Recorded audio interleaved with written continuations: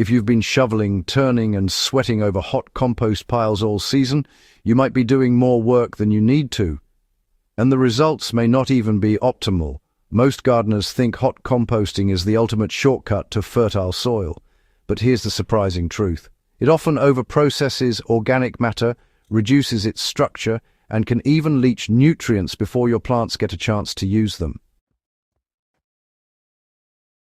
I discovered a method that takes virtually no effort, doesn't require flipping a single shovel full of compost, and in many cases outperforms traditional hot composting in building soil structure and supporting strong plant growth. Before we dig into this, let me show you a small tool that transformed how I track the results of these experiments in my garden. I use a 4-in-1 soil moisture meter that measures soil moisture, temperature, pH, and sunlight intensity. When using leaves directly on soil, moisture and temperature can vary significantly, especially in raised beds and containers. Without measuring these factors, you could be under or over moisturizing, or missing pH shifts that affect nutrient uptake. I'll leave the exact one I use in the description if you want to check it out. Why hot compost isn't always the solution. Hot composting is celebrated because it breaks down organic matter, quickly kills pathogens, and creates a nutrient-rich end product. But the process isn't perfect. In my trials, I noticed that hot compost often produced soil amendments that were uniform but lacked structure. The material was so fine that it tended to settle and compact over time, reducing aeration in garden beds. Moisture management became more critical, and root systems didn't penetrate as easily compared to beds where shredded leaves were used in place. Furthermore, the heat from hot composting can volatilize some nitrogen and burn off other trace nutrients. That means plants may get a quick boost, but the long-term benefits to the soil are reduced. The lazy leaf trick is deceptively simple. Instead of collecting and cooking leaves in a compost pile, I started shredding them and using them directly as a surface layer on my beds. Shredded leaves are lighter, airy, and break down gradually over time. Unlike compost that's uniform and dense, shredded leaves maintain tiny pockets that allow water to infiltrate, air to circulate, and roots to expand. The key is shredding. Whole leaves tend to mat and form barriers that can suffocate soil and roots, especially when wet. I use a mower or simple leaf shredder to chop the leaves into smaller pieces. Then I spread a layer about 5 to 7 centimeters thick over soil or around established plants. So what starts happening in the soil? Well, as soon as the shredded leaves hit the ground, microbial life begins to colonize that fresh layer. Earthworms get to work, pulling those leaf fragments down into the soil and creating little tunnels that really boost aeration. Fungi step in to break down the lignin and cellulose, but they do it slowly, releasing nutrients at a steady pace. This gradual decomposition supports both immediate plant needs and, honestly, long-term soil fertility. Unlike hot compost, which, delivers a nutrient spike all at once, this approach feeds the soil consistently, creating a stable environment for roots and microbes alike. The soil becomes almost sponge-like, holding on to moisture while still letting excess water drain away.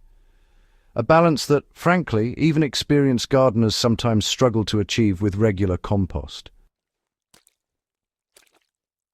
So why does this work better in raised beds and containers? In raised beds, space is limited, and soil structure becomes important right away. Shredded leaves applied as a surface layer help prevent compaction and improve aeration pretty quickly. In containers, shredded leaves moderate temperature and retain moisture, which means you don't have to water quite as often. Now, hot compost can be added to containers, but it tends to settle and lose structure, so you'll end up needing more frequent amendments. So, the 4-in-1 soil moisture meter becomes, honestly, invaluable here. I can check how deep moisture is actually penetrating beneath the leaf layer, keep an eye on temperature fluctuations, and even spot any pH shifts from decomposition. All of that without digging or disturbing the layer at all. It really takes out the guesswork and makes sure that this lazy leaf trick truly delivers results. Timing and layering, they really do matter. Leaves are seasonal, so, timing affects outcomes.